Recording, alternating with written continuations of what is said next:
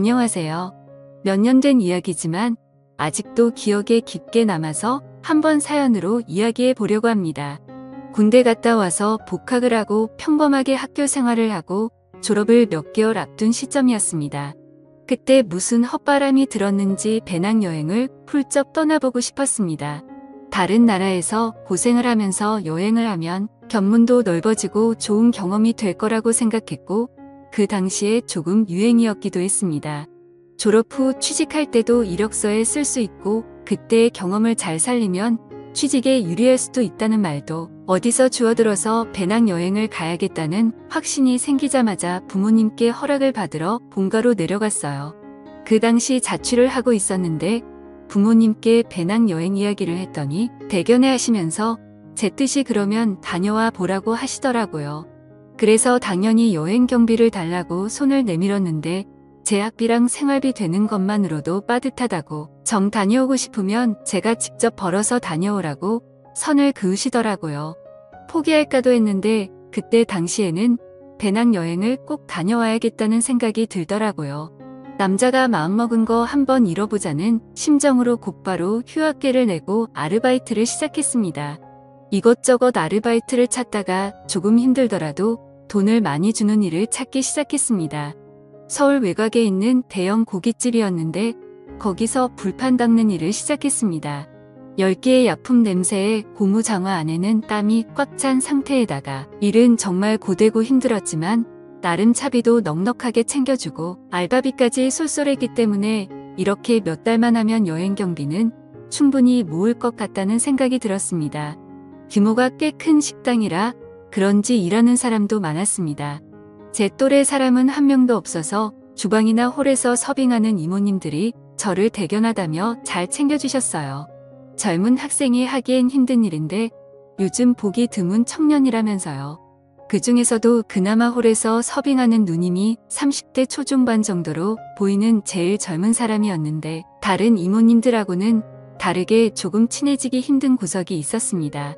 약간 날카롭고 신경질적인 외모의 누님이었는데 같이 일하는 분들이 나이 차이가 너무 많이 나서 그런가 그 중에서는 단연코 제일 예뻐 보였습니다. 허리를 꽉 조아묶은 앞치마 때문인가? 이 제 눈에는 엄청 매력적으로 보였습니다. 이게 어른의 성숙한 매력인 거구나 하는 생각까지 들게 할 정도였으니까요. 아무튼 그 누님과는 뭘 어떻게 해보려고 싶은 생각은 없었는데 매서운 인상이긴 하지만 얼굴도 예쁘고 키도 크고 쭉쭉 뻗어서 그런가 자꾸 눈길이 가더라고요. 하지만 홀에서 일하는 관계로 매일 불판을 닦는 저와는 좀처럼 마주칠 일이 없었습니다. 일하면서 친해질 기회가 꼭 있으리라 생각했습니다. 무엇보다 유일한 제 또래이기도 하고 여행을 가기 전에 일터에서 만난 누님과 좋은 추억도 쌓으면 좋겠다는 생각도 했습니다. 젊은 나이에 고생이 많다며 다른 이모님들한테 이쁨을 받아서 그런가 당연스레 그 누님한테도 이쁨을 받을 거라고 생각을 했었어요. 몇 번 말만 트게 되면 누님하고 순식간에 친해져서 둘만의 시간을 보내는 게 어렵지 않은 일이라고 생각했습니다. 식당에 일하는 남자 중에서도 누님에게는 제가 유일한 또래이기도 하고 아마 대충 보아도 제가 제일 힘도 좋아 보였기 때문에 누님에게 매력 어필을 하는 건 일도 아닐 거라는 생각이 들더군요. 기회만 누리면서 누님과 친해질 기회만을 호시탐탐 누리고 있었습니다. 거의 매일매일을 일터에서 보는데 언젠가는 기회가 올 거라는 생각이 들었습니다. 그나마 일하는 사람들이 대화를 주고받을 수 있는 때가 있는데 그건 점심에서 저녁으로 넘어가는 시간에 다 같이 모여서 먹는 식사 시간이었습니다. 여행까지 얼마 남지 않은 시간 동안 빨리 작업을 걸어야겠다는 생각이 들어 그날 점심에는 작정하고 그 누님의 맞은편 자리에 앉아서 밥을 먹었습니다. 누님은 벌써 밥을 먹고 있었는데 앞자리에 제가 앉는 걸 눈치챘는지 눈만 흘깃하면서 제가 앉는 걸 확인하고는 별로 신경도 쓰지 않고 식사를 계속하더군요. 생각보다 차가운 누님의 반응에 의기소침해졌지만 이대로 포기할 제가 아니었습니다. 제 소개를 하면서 살갑게 인사를 건넸는데 돌아온 반응은 더욱더 차가웠습니다. 그녀는 저에게 말 걸지 말고 조용히 밥이나 먹으라며 대화 자체를 거부하더군요. 괜히 뻘쭘해져서 아무 말도 더 붙이지 못하고 그 자리에서 식사만 했습니다. 그런데 오히려 그 누님이 저를 무시하는 듯하는 차가운 반응에 저도 모르게 마음 안구석이 뜨거워지더군요. 저를 살짝 무시하며 짓누르는 듯한 태도가 오히려 그 누님을 정복해보고 싶은 욕심이 차올랐어요. 밥을 먹으면서 저런 태도의 누님을 굴복시켜 넘어뜨릴 생각을 하니까 짜릿해졌어요. 그 뒤로도 매번 틈 만날 때면 누님의 근처를 어슬렁대면서 말을 한번 붙여보려고 노력해봤지만 누님은 언제나 철벽을 치면서 저를 상대도 해주지 않았습니다. 오히려 저를 무시하고 헛소리 말고 일이나 똑바로 하라는 등 저에게 독한 말을 하면서 계속 저를 찍어 눌렀어요. 누님이 그렇게 저를 대할 때마다 끓어오르는 그 이상한 느낌을 참아내기에 점점 힘들어졌습니다. 그 차갑고 성숙한 미모가 오히려 그런 독한 성격과 더 잘 어울린다는 생각이 들었습니다. 이제는 누님과 친해져서 어떻게 기회를 노리는 게 아니라 그 누님이 저 없이는 견딜 수가 없도록 정복해버리고 싶었습니다. 비록 불판이나 닦는 허드렛 일을 하지만 기회만 있다면 할 수 있겠다는 자신이 있었습니다. 하루는 누님의 의외의 모습을 발견했습니다. 잠깐 저녁으로 넘어가는 늦은 점심시간. 평소보다 조금 바쁜 하루를 보냈습니다. 점심때는 손님이 많이 없는 편인데 그날따라 점심 손님이 많아서 점심부터 불판을 닦느라고 지치더군요. 한 바퀴 돌고 나니 더 이상 몰려 들어오던 불판도 줄어들어서 땀에 찌든 몸을 좀 식히려고 밖으로 나와 숨을 돌리고 있었습니다. 땀 좀 식힐 겸 해서 주변을 산책하고 있었는데 저쪽 구석에서 누님이 쪼그려 앉아서 뭔가를 하고 있는 걸 발견했습니다. 다른 사람이면 그냥 지나쳤겠지만 쪼그려 앉아있는 뒷모습마저 엄청 매력적인지라 그냥 지나갈 수 없었습니다. 한발음에 누님에게 달려가 뭐 하시냐고 물어보러 가는데 그 차갑고 냉정하기만 한 여자가 맞는지 의심이 들 정도로 밝은 표정을 짓고 있는 누님을 발견했습니다. 누님이 쪼그려서 보고 있던 건 근처에 살고 있는 새끼 고양이였습니다. 마감 시간마다 와서 손님들이 먹고 버린 고기를 얻어먹는 녀석인데 꽤나 귀여워서 일하는 사람들의 이쁨을 받고 있는 녀석이었어요. 세상 상냥하고 귀여운 말투로 고양이와 시간을 즐기는 누님의 모습이 정말 의외처럼 보였습니다. 제가 가까이 다가가니 누님이 흠칫 놀라며 다시 차가운 표정으로 돌아왔지만 고양이를 보듬어주는 손은 멈추지 않았습니다. 이 고양이로 말을 걸면 누님하고 친해질 기회가 생길 것 같아 저도 고양이랑 친한 척을 하면서 같이 장난을 쳤습니다. 고양이가 평소보다 더 애교를 부리면서 앵기는데 누님이 저에게 먼저 말을 걸어왔습니다. 얘 다리를 다친 것 같은데 라고 하더라고요. 누님의 말을 들으니 고양이가 다리를 절뚝거리는 게 정말 다친 것처럼 보였어요. 엉성하게 걷는 고양이의 모습을 보니 누님이 걱정이 많이 되는 듯 보이더라고요.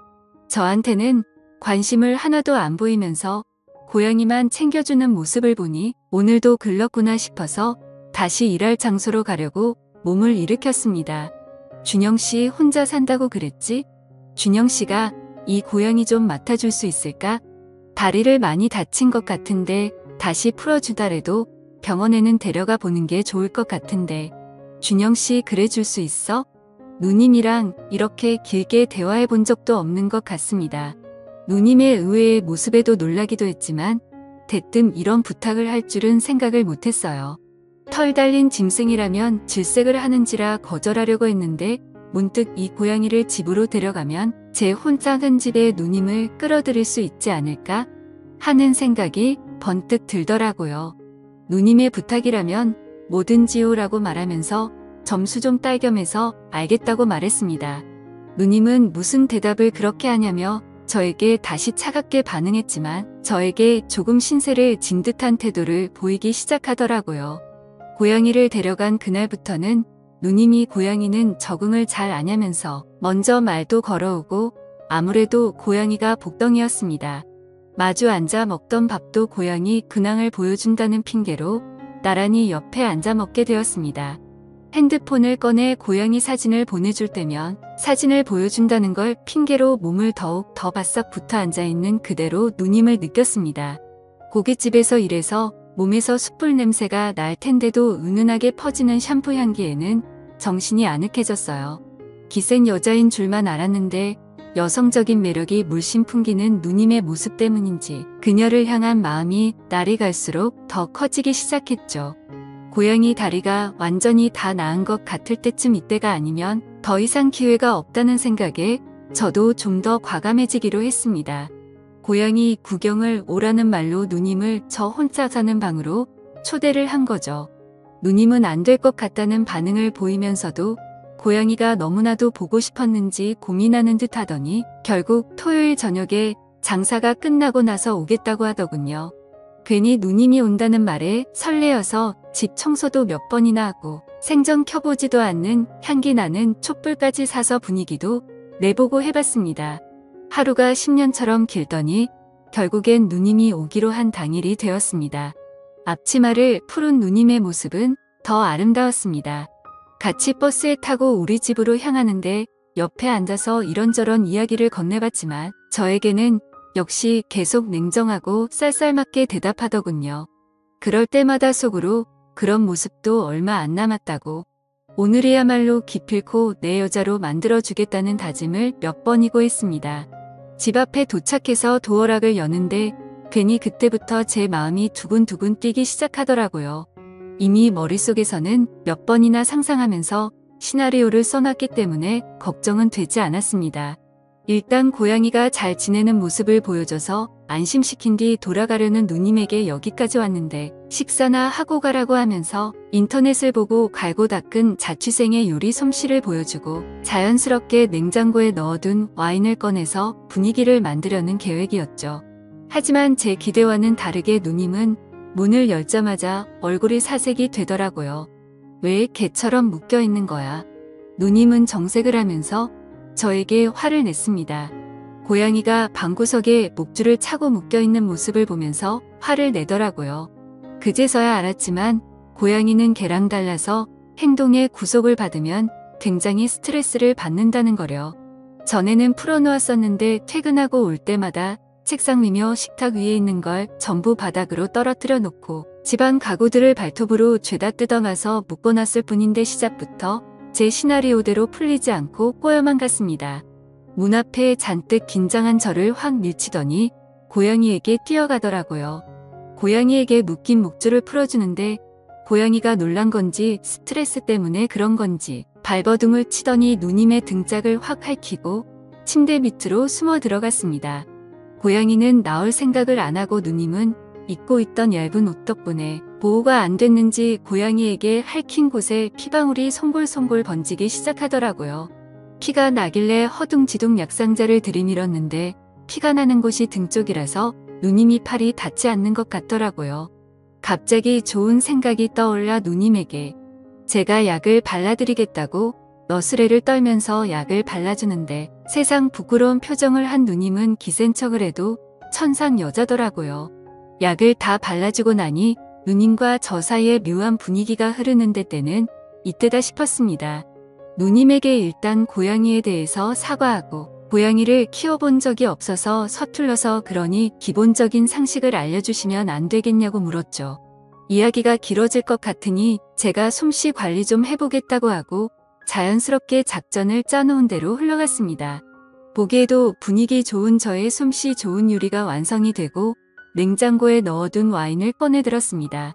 누님은 그런 저를 보더니 피식 웃더라고요. 정말 서툴다고?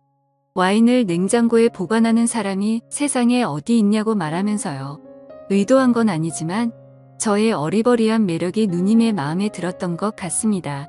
결국 술이 한 잔씩 들어가고 나니 누님과 저 사이에 벽이 허물어지기 시작했습니다. 어느 순간부터 고양이 이야기는 뒷전이고 혼자 살면 외롭지 않냐는 둥 누님도 혼자 사는데 너무 외롭다는 둥 남자와 여자의 대화가 이루어지고 있었죠. 이제 분위기가 무르익었다는 생각이 들어서 누님에게 아까 약 바른 곳을 한 번 더 봐주겠다고 이리 와보라고 했습니다.